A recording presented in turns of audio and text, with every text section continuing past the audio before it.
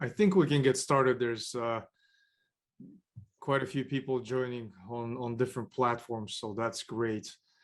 Just wanted to thank everybody for taking the time to join us on this Friday to talk about pressing and very passionate, at least for me, topic, and I know for our panelists as well, on project management.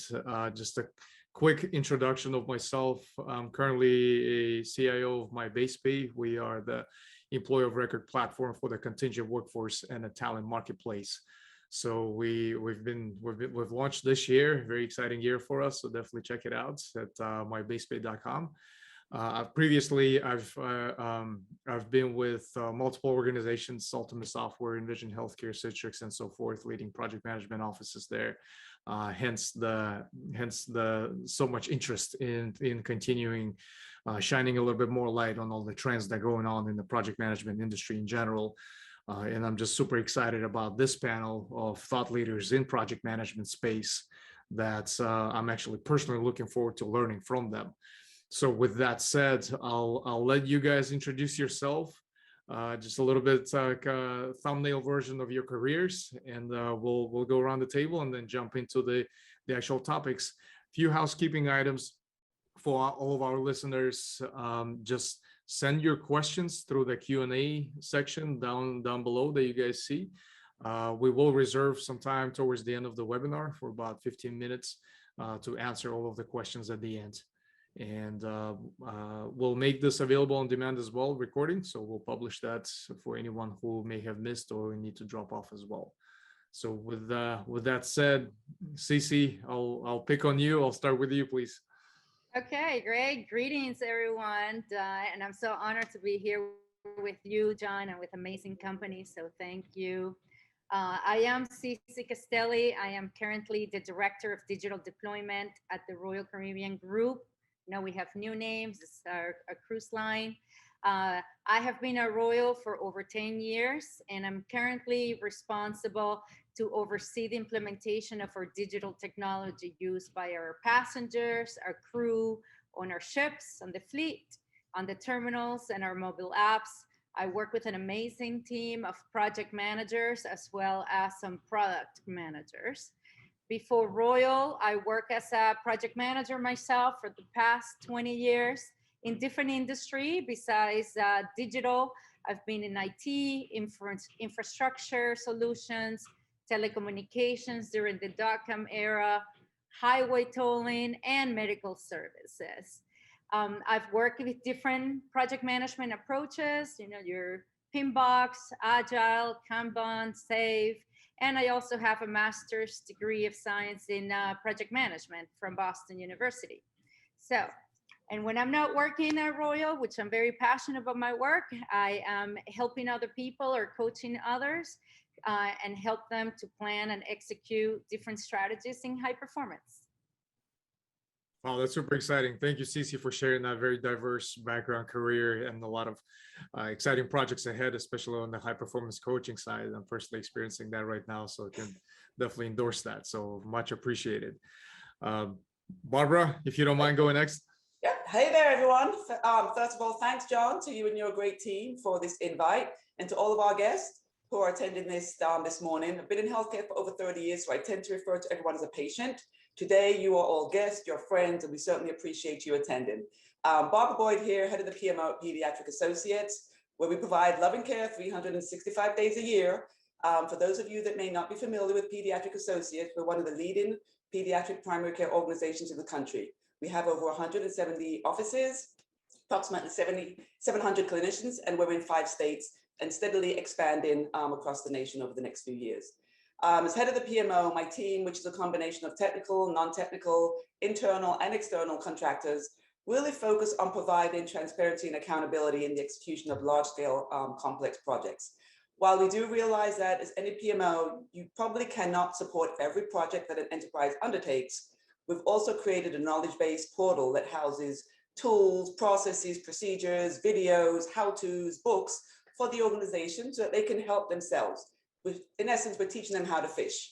Prior to Pediatrics, I was Senior Director of Business Transformation and the PMO at Envision. And then prior to that, I was also at Memorial Healthcare System. I would say my greatest accomplishment there was leading the initiative to transition Memorial from a community-based hospital system to an accredited teaching institution, being accredited by the ACGME. And that included not only the institutional accreditation, but also the first three or inaugural programs, primary care, PM&R, and pediatrics. So that's my story. Welcome to all again. Thanks so much, Barbara. Just a little bit of a color to that as well. Me and Barbara both ran different PMOs at Envision Healthcare, so that's our background, that's our connection. So definitely excited to get an opportunity for you to share some of those experiences with us today. Last but not least, Roberto. Hi, Jan. Thank you so much. So it's a great pleasure to be here today. So I am, my name is Roberto Lopez, and the head of the PMO organization at BankUnited. Also the co-owner of the Agile transformation team here at the bank as well. So the part of the responsibilities that I've been having, obviously running the project management office, the whole portfolio for the bank with the technology, the initiatives, and moving, the transformation from for Agile in the bank. I also leading the internal transformation for the project management office, actually, to a technology transformation management office. And this is part of our technology organization. Is currently at the beginning of a new transformation, actually, and we're preparing to embrace, the next phase of our digitalization. So the challenges we are facing are significant. We are rapid actions and responses to be very imperative for us in this transformation. So we are obligated to modernize our technology function to support the bank's organic growth strategy and additional pressures, mentioned it before. So we're facing, these challenges, and we're kind of evolving into this new organization, the Technology Transformation Management. I've been over the 15 years, in the project management and strategy, different companies, telecommunications, education sectors. So I've been working for different companies. So I've been the PMP certified since 2011, and I've been teaching, PMP classes in University of Miami and other organizations like certification planners. I've been having, several different certifications also in Agile, where I've been developing, most of my career. So having a master's degree as well, so that is helping me just to move into the direction of the strategy that is more oriented into the information system management. That's exciting. Thanks so much, Roberto. It's a very diverse background as well, so I appreciate you sharing. So with pandemic and everything that's been going on for the past couple of years, we've observed that impact industries all across the board, with different trends shaping up industries in general. Project management not an exception as well. So Cici, I'd love to get to your opinion first on some of the trends that you've been researching, observing, in particular in project management in general, whether that's specific to your industry or not. Please share with us any of the findings that you've been researching and observing in the last period. Well, John, when you go out and you research, right, the most things that you get usually is technology, right? How is technology changing, especially now with everything going digital, especially after COVID? You'll find a lot of artificial intelligence stuff happening that eventually is impacting how we do our work as project management, right? We have a lot of companies using AI in order to get to help project managers with some of the administrative functions. Now, that's in terms of researching about it. The reality, in my experience, I think in the past, what I used to see is that project managers used to rely on the certifications and their skills to implement different methodology. I think now what I have seen is a trend in the acceptance and inclusion of hybrid project management approaches, right? In the past, when I worked in one organization, it was like all PMBOK, you needed to be PMP, it was more of PMI. And then when you work in different organizations, it was more Kanban, Agile. Now what I see is a hybrid between the different methodologies, sometimes even within the same projects. I think also a greater resilience. That process of adapting well in the face of adversity that has definitely been the number one thing happening, at least in the travel industry.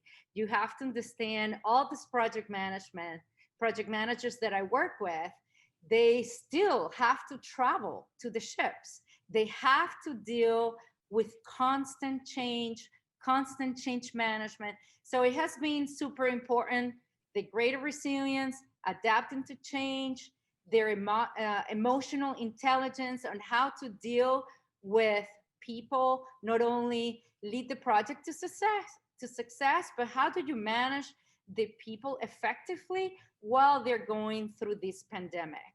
So I find that those have been like the top topics or the top areas, at least in my industry. Yes, it definitely resonates. Thank you, Cici. Roberto, would you like to share your opinion, especially from the maybe fintech sector and some of the trends you've been observing, and where do you see project management going from there? Absolutely. Yes, well, in my opinion, the PMO trends, that are shaping us to become more dynamic enabler for of the business value creation. So we are like basically focusing primarily, on nurturing a critical continuous partnership between the business and IT, combining or getting together, in this strategy component of the bank itself, becoming, the technology organization as a really, front-line organization related to the strategy. So PMO is becoming a great partner just to make sure that the business desired outcomes are going to be, realized. And also we're tracking against the same objectives as an organization. So we are becoming, as an agent of change, basically, using different, methodologies. As Cici was explaining, it's the same situation that we're facing, in the industry. So particularly in my case, a couple of years ago, I started adopting the lean agile principles, and approaches, just to improve the way of working as we are kind of moving or transforming to projects, from projects to products, actually. So I'm linking more strategy to execution. That is how we are envisioning or seeing, the trends moving particularly in the industry where we are. Right, absolutely. Thank you, Roberto. So to switch topics a little bit, it's an area that, at least for me, is very interesting and challenging at the same time. When we talk about managing projects in general in person, it's difficult to begin with. When we add another layer of that, being able to successfully manage projects virtually in completely remote environments, that adds another layer of complexity just overall. Barbara, please share any of the practical recommendations that you implement on your teams within your organization to help your project managers, succeed and manage projects more efficiently in a fully remote environment. So, I tell my team, just because you're remote, you don't have to be removed. And by that, I mean, you have to keep the dialogue and the engagement going. You have to meet with your executive sponsor, especially if it's a new project, to get to know them, especially if it's a new executive sponsor. Have that connection, have that discussion. With a remote workforce, what do they see in maybe other meetings that doesn't work so well for them? You want to pull out anything, any kind of pain point that they're experiencing currently and try to mitigate that. Secondly, it needs to be interactive. So cameras on whenever possible, right? You would be together in a project, in a conference room, you would see face-to-face. I think having the cameras on whenever possible always helps with the engagement of the dialogue. You can see if people are engaged, you can see if they're distracted, that's key. And then interactability. So letting your teams know, I'm gonna call on you, this needs to be a dialogue, not a monologue. We want everyone to talk, not just because you're on the phone, on your Zoom or Teams, camera on or off. The conversation is going to be much more fruitful and dynamic if people are engaged. And then lastly, have one-on-ones. As a project manager, you are a de facto leader. So not everything is going to be discussed and resolved in a group setting. Feel free to schedule those one-on-ones with your functional area leads, your executive sponsor, and some of the other individuals who have, a huge piece of the process to make sure that you're engaging with them and they feel that there's a personal relationship, not just, a large group setting. So those, I think, are super doable ways of getting over this remote newness for going forward. Right, absolutely, definitely. Thank you, Barbara, for that. Cici, would love to get your opinion as well on this particular area. Also, from a context of being a high performance coach as well, I would imagine that comes into the picture as well to be able to help your teams, your project managers come up with strategies that really help them succeed in managing projects virtually. I actually support Barbara. I think the number one item is to develop a communication strategy. Define what communication tools you're going to work as a project manager with your team. Is it going to be Slack, Teams, WhatsApp, text? Sometimes we use all of them in one day, and then really set up the expectations for the team.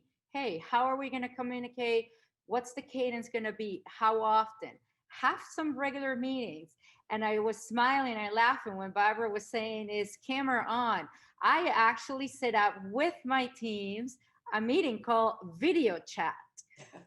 It's my team meeting during the pandemic's change. It's called a video chat. It's really have an opportunity to see each other and connect. I think that a lot of what people are missing during the pandemic is a connection from human to human. So have that video chat, and yes, get your hair done for the day and connect with them. Now, another thing that I have found that is really impacting is make sure that the team has clarity on your project deliverables and the timelines. Believe it or not, some people just don't. And I think because we don't have the drive-by, like I went to your cube or this, I think sometimes they need that more often. And also continue to hold people accountable, even though we're remote, and celebrate every win, regardless of how small it is. People need that recognition. And I think that really goes a long way. Yep. Right. Absolutely. I love that. Sounds so simple, but it's very powerful in the sense that, especially in this type of setting. So thank you for sharing, both of you. Roberto, I want to switch gears to cover another area that for me is a kind of as a second life that I have as a CTO of ProSource IT. We specialize in helping companies all around the nation to bring the top talent. Project management skill set is one of the most popular, most widely recognized and needed skill set these days, especially. And in my recent interview with the CEO, Chief Visionary Officer of Job.com on the Ivy podcast, we've covered this topic, extensively. And he said something that I'll quote, it still resonates with me. There is no war for talent. There is war on retention. So retention is another layer of complexity when it comes to virtual environments, especially. So Roberto, from your perspective, what are the strategies that really help you and your company, your teams develop and foster an environment for retention, especially of the top performers? Yeah, absolutely. So actually, yes, it's a big challenge that we're facing now. So the talent retention is currently, in the market, and especially in our case that we're facing, at the very beginning of the new transformation, is getting even more complicated. So, but it's more effective when the talent, retention strategy includes like three components, basically: the financial one, the non-financial, and the communication considerations. Basically, we're kind of dealing with the three of them in a short term or a mid-term. Financial component is always, working the best because you need to start kind of, the pool, and it's known, to be highly effective, promoting in that way. So, but understanding also what are the factors, the people is really, leaving the jobs, like a career development, like a work-life balance, compensation, and cultural changes, in the organization are critical as well to understanding the non-financial, the efforts that we need to do in order to keep, the right talent in place. So these two components are critical for us. I mean, in our particular case, just to understand, our teams and what are the needs they're having. So based on that, we are having just recently, the case of the COVID situation that we are all facing at this moment, and having that flexibility, considering, the individual needs of the team members and kind of adapting to their needs, in arrangements for the work. So it's something that is the human component is helping a lot. So that is basically what we've been facing, recently, and how we're kind of managing this the strategy related to the talent. Absolutely. That's definitely very practical. Thank you for sharing that. Barbara, with so many opportunities out there available to project managers, business analysts, everyone who's part of the PMOs these days, it's complex to really retain the top talent. How do you go about that? Please share some of your recommendations.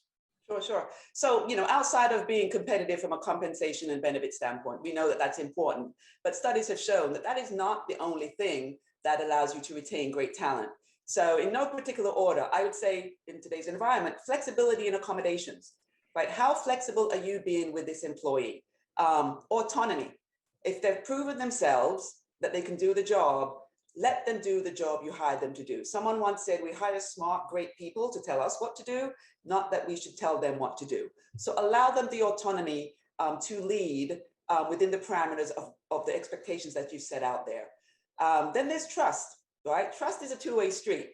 It's earned and given from both parties. And I can tell you, if you don't trust your leader, I don't think that that person's going to stay around for quite a while. And then finally, growth. If they came into your organization, how are you developing them? What opportunities are you giving them to expand their knowledge? How are you letting them take what they do so well and educate their peers, right? Because a team is made up of multiple talents and multiple skill sets.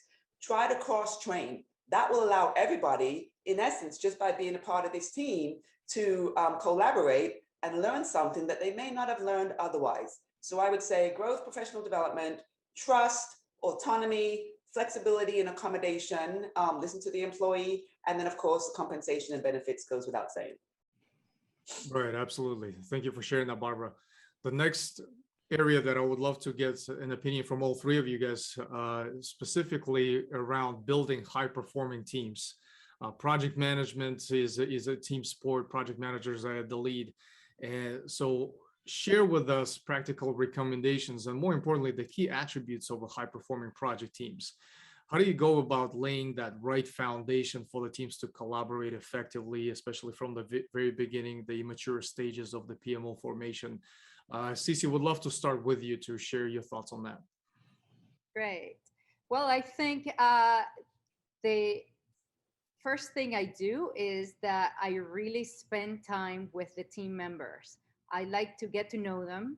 I like to learn their needs as well as their wants. Is it flexibility? Is it the autonomy? Is it leadership, career growth, education? What is it that the employee or the project manager is really looking for? Are they here because they only need the job, or why are they part of my team? So I like to first invest the time in my team. Then I also like to ensure that there is clarity on the priorities for the team, that they don't have to be doubting every day what the priority of each project is. And I think also have clear delineation on what is a deliverable from the project management team, from our entire team, versus an individual member deliverable. So there is proper accountability on who needs to deliver what. And trust them so they can trust you.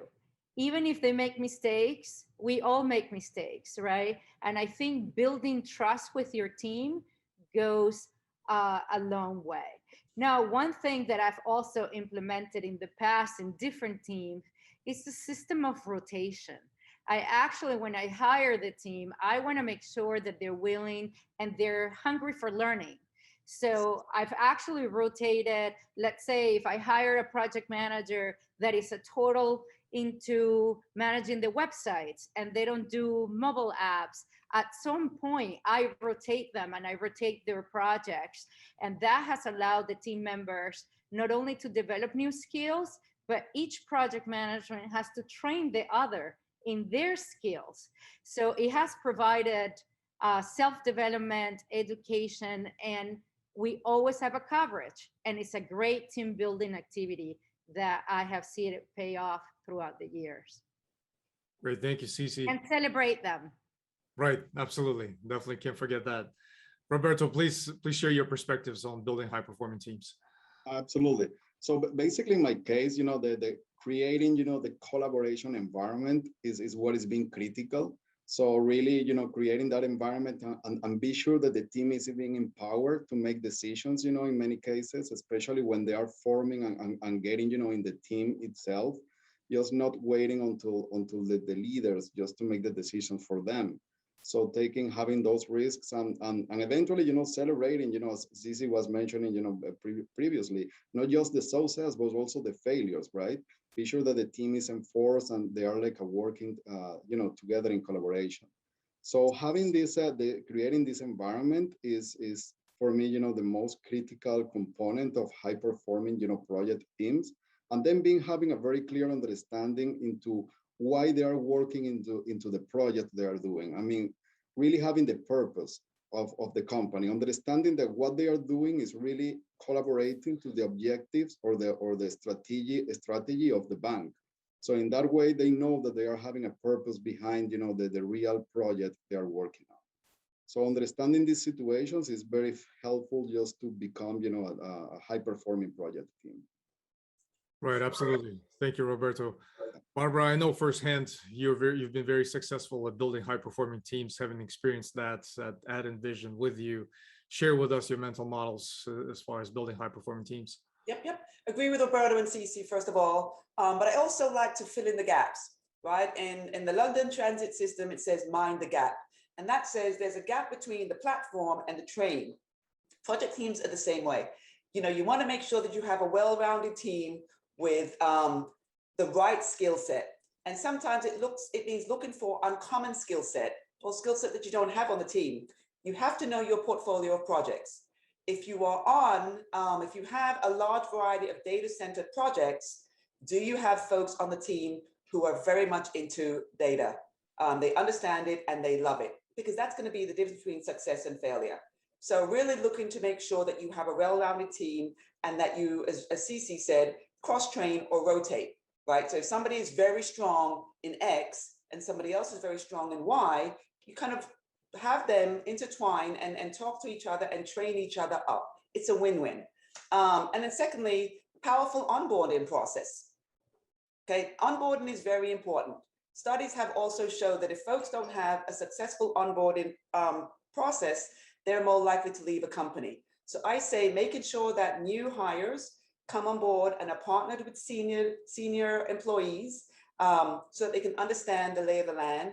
They can talk to the newcomer about the culture of the organization and what has worked for them as a seasoned senior employee that will help this junior employee. So really having that group camaraderie, letting the newcomer feel as though they are a part of the team by creating a powerful onboarding process. I love that. Thank you for sharing, all of you. If I was to summarize that in a simple statement, so that I always go by is, at the end of the day, be a friend, don't be a parent. And I think creating that environment to show genuine interest in the success and growth of your peers or your teammates or whoever else is on your team, I think that's a recipe for success. And thank you for sharing, all of you guys. Future of work is been a trending aspect of for a lot of us, how we collaborate, how we cooperate, how we communicate with each other, especially in the last past couple of years. And according to Deloitte, and I'll just read that out, so the future of work is being shaped by two powerful forces: the growing adoption of the artificial intelligence in the workplace, and the expansion of the workforce to include both on and off the balance sheet talent, such as contingent workers, freelancers, and that's who we target, especially try to serve at myBasePay. So I'm curious to get you guys' opinion, and Roberto, I'll start with you. What changes could be in store for the workplace, the workforce, and the nature of work itself based on the current initiatives in place at your organization at BankUnited? Yeah, absolutely. So just to keep the workplace, safe and running smoothly is the main goal that we've been having. So basically automating, requests and repairs so the teams can focus on what is important for us to create the ultimate, workplace, experience is what is being critical for many years, actually. We've been using ServiceNow as the platform, to support all these initiatives. And over the time, the focus on employee engagement and satisfaction continues to grow. So we are simplifying workflows to allow employees to solve issues, quickly on their own. And that way they can get back into actively, contributing to the business goals. So basically automation, as you're mentioning, the artificial intelligence component is being critical. So we've been very focused as well into the data strategy and analytics. So trying to become more like a data-driven, company. So where kind of the automation is in the core of it. So the practices in the data analytics is also being enabling, improvements by identifying key workplace behavior trends that is helping us into that area as well. So in these ways, we're creating a new way of working, basically, in one in which the people at all levels experience more freedom to foster an environment in which everybody feels the sense of belongings. So that is how we in the bank are kind of facing all this environment. Yeah, that's very interesting. Thank you for sharing that. Barbara, if you don't mind sharing your thoughts on the future of work and how that's shaping up the healthcare industry, especially. Yep. As we all know, projects are technically defined as an initiative that has a beginning and an end. So that being said, I would want to say that within a PMO, we have somewhat more flexibility in the composition of your team. What do I mean by that? If you have a short-term project, maybe 6 months, that requires a specific skill set that you would not normally need or use, transactional short-term workers are key. It's a different kind of worker, it's a different kind of commitment, and that's okay. If you have those longer-term projects, maybe 18 months, 2 years, you may decide that you want to use a contractor, because again, a contractor can come in with a specific skill set, they can execute flawlessly on your project, and during the tenure of their time with the organization, they can help to cross-train your team on anything that needs to be done post go live, because there's going to be a post go live period. Another benefit in using off talent is that because they usually come with such unique skill sets, they can bring these new methodologies and skill up your team. It's a great, again, I think you'll notice from most of my responses, very much into team building and helping the team grow and teaching everybody, because we all come to the table with different skill sets. And so the more the merrier. They can teach up your current team and leave you with, lasting tools and technologies and alternate ways of doing things. Even though we've been doing this for such a long time, you're going to meet that one person that says, I've done it this way before and it worked so well. So being open to that, external contractor, that external transactional short-term worker, because they will provide value and insight regardless of what industry you're in. It's valuable. Again, different kind of worker, a different kind of commitment, and that's okay. Yeah, very insightful perspectives. Thank you, Barbara. Cici, can you please share your thoughts on the future of work? Sure. I actually, we've been able to do projects with contractors or consultants for many years at Royal Caribbean. I actually started myself as a consultant in the year 2010. I had a particular expertise on encryption back then that they were looking for, and it just happened that I got converted. A different opportunity came up and I stayed. So, but I have worked with many different ways, and this is a great way to bring in a particular skill set that, as Barbara and Roberto have mentioned, it's a particular skill set that may be needed for project work and then it's no longer needed. So you go and you have a hybrid team between employees, your traditional employees, and then bring in those consultants or contractor. I think that is fabulous that we can do that. And I know that's out there. I know a lot of project managers also at Royal work as contractors themselves as part of this particular skill set that we bring in to deploy different projects.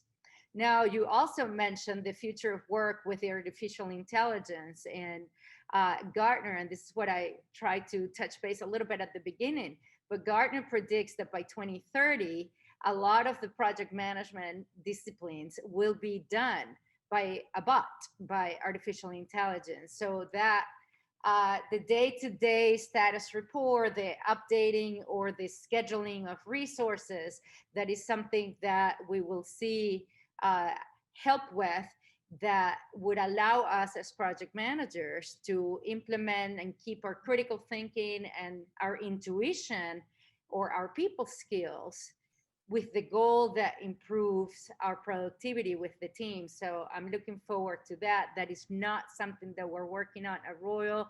We do use ServiceNow also. We use Smart Sheets. Whatever comes out that we get our hands on that helps our productivity, of course, we try it out, but we're not with AI where Gartner predicts still. So it'll be a few years before we get there.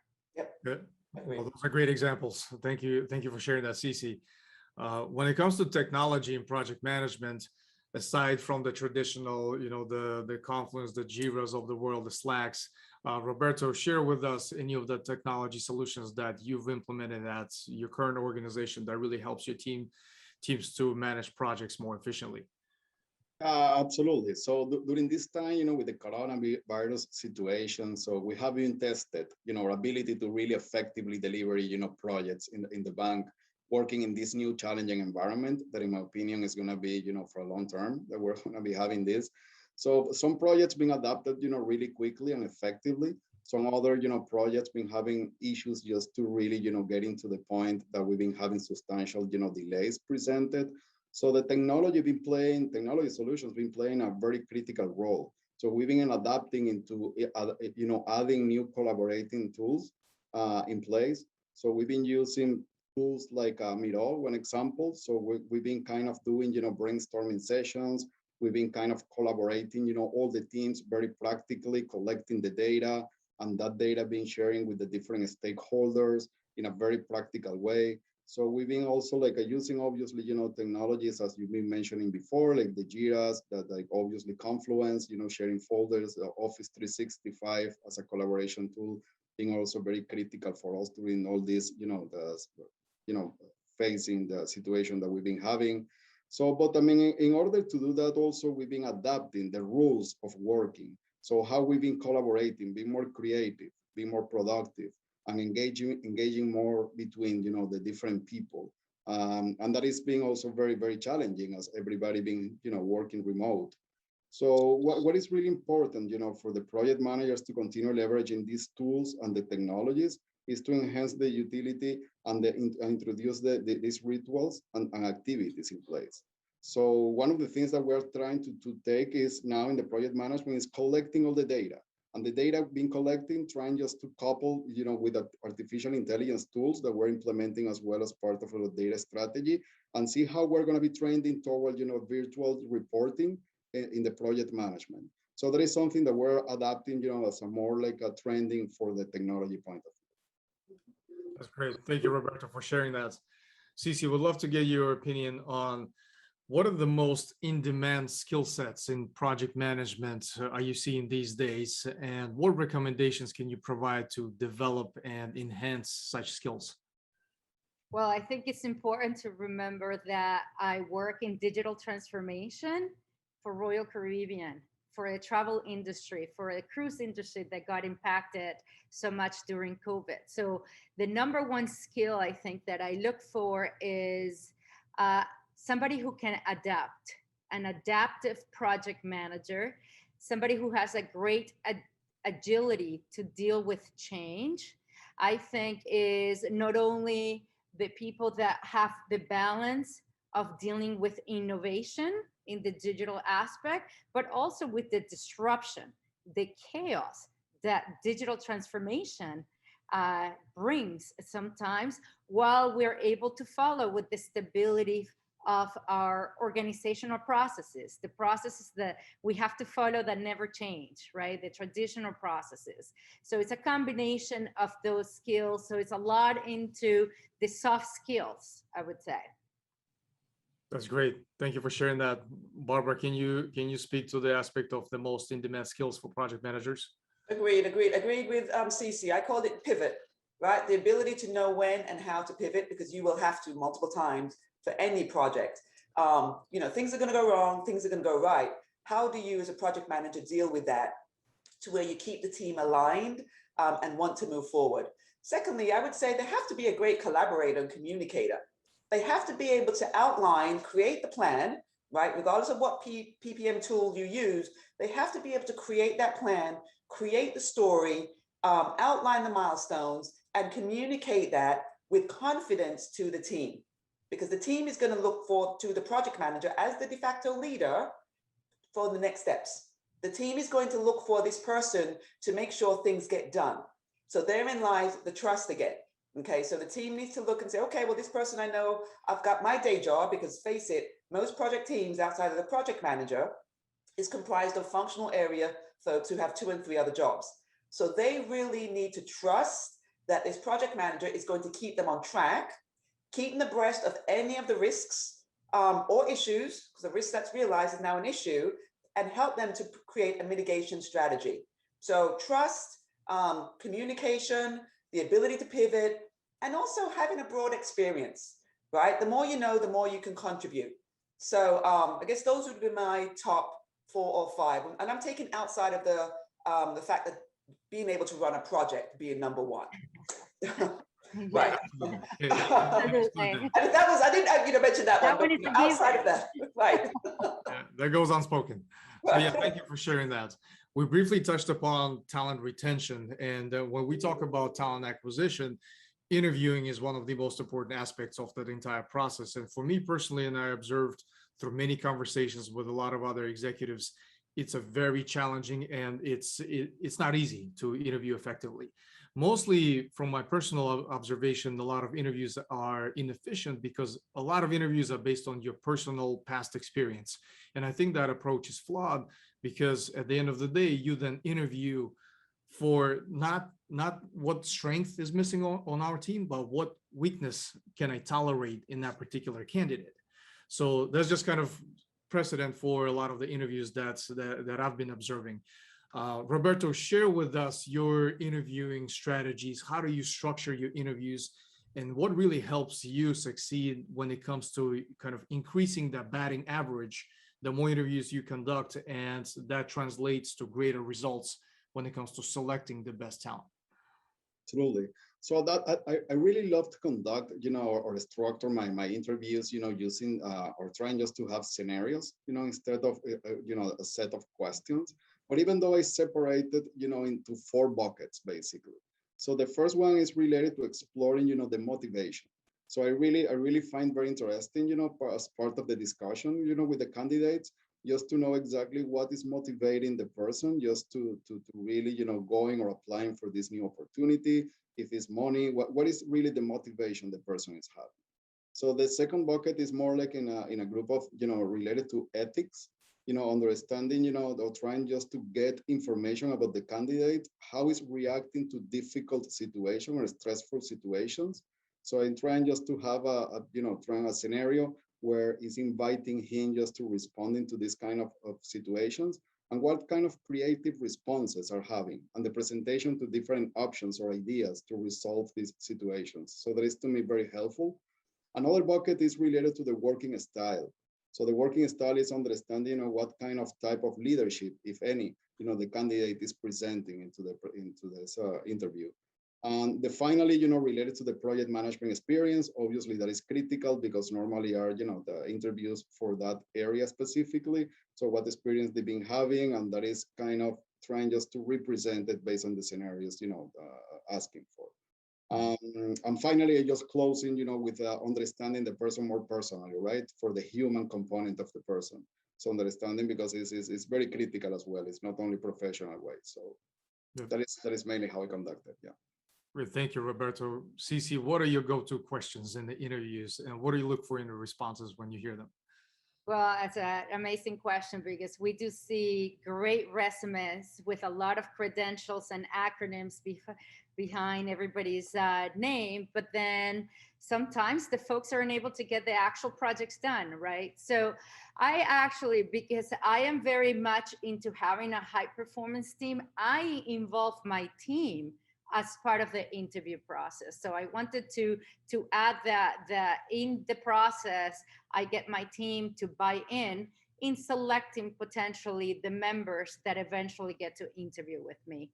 And my interviews are a conversation, because by the time they come and they get to me, they have a resume that is solid, and they already pass a few interviews with my team, right? In terms of, can they really get the project done?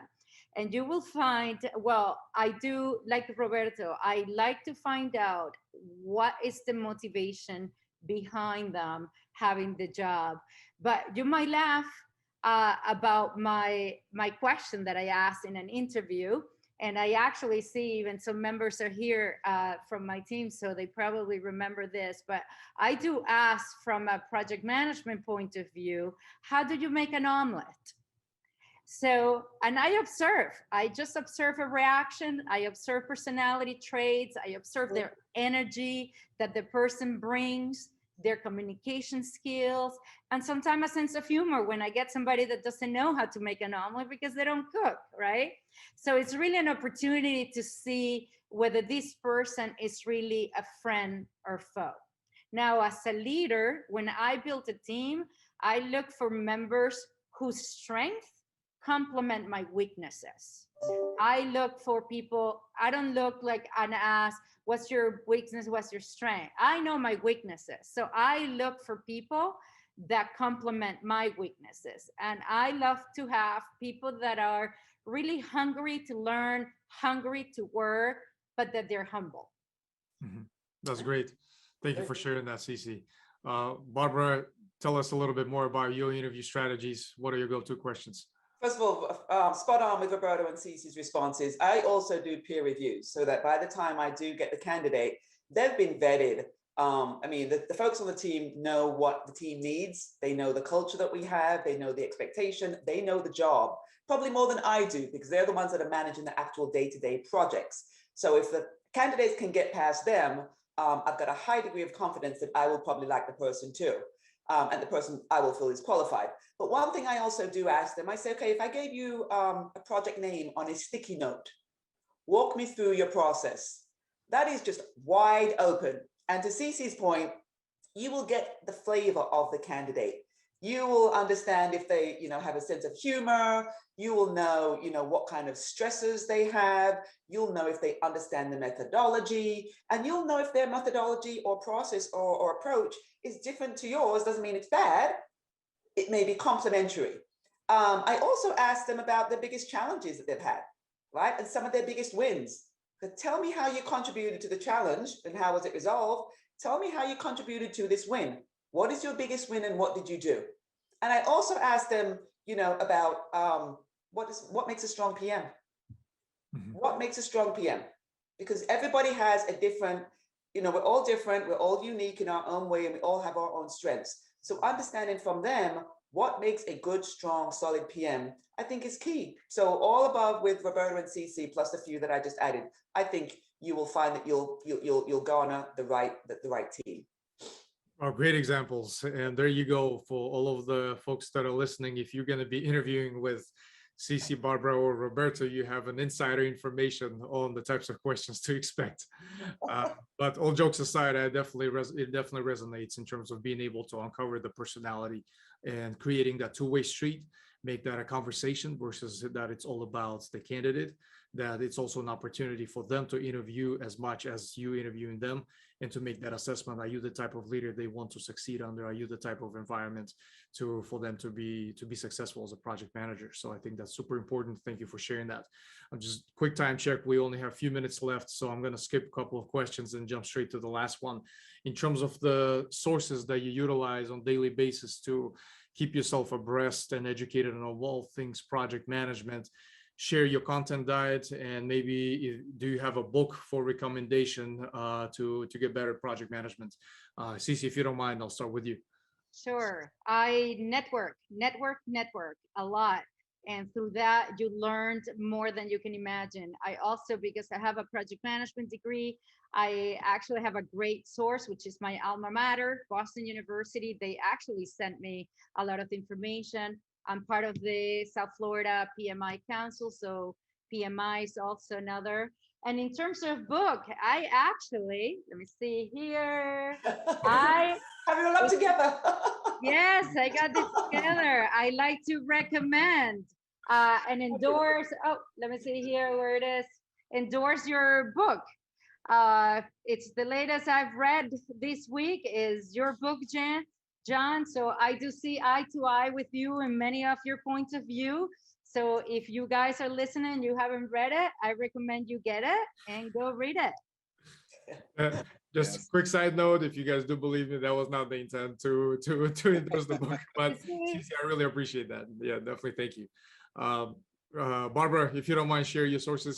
Ditto, right? So I even bought it for all of my team. And John did not plug this. This is not a paid commercial. I mean, this is truly, I mean, it's chock full of information, easy to read, distills down the most complicated, sometimes dry information, because I know that project management, you know, can be excited. It can also be very dry, right? We've all worked on those fun projects, and then the next project we got was, oh.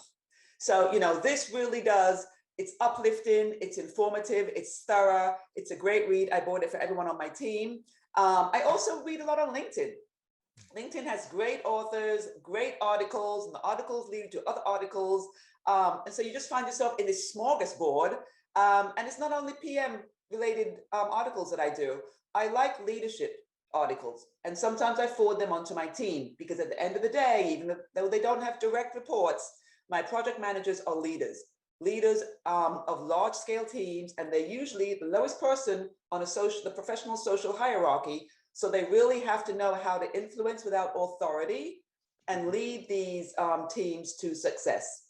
So I'll close with that. Thank you so much, Barbara. Much appreciated. Roberto? Absolutely. Well, my next book is going to be yours, actually. I already ordered just to be in alignment with everybody, right?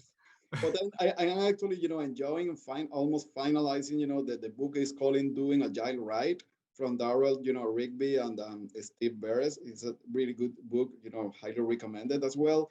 And for the sources, I've been using a lot, you know, for project management, the PMI, obviously, and Gartner are the two sources that I've been using a lot. And trying just to be very highly connected with some community of practices.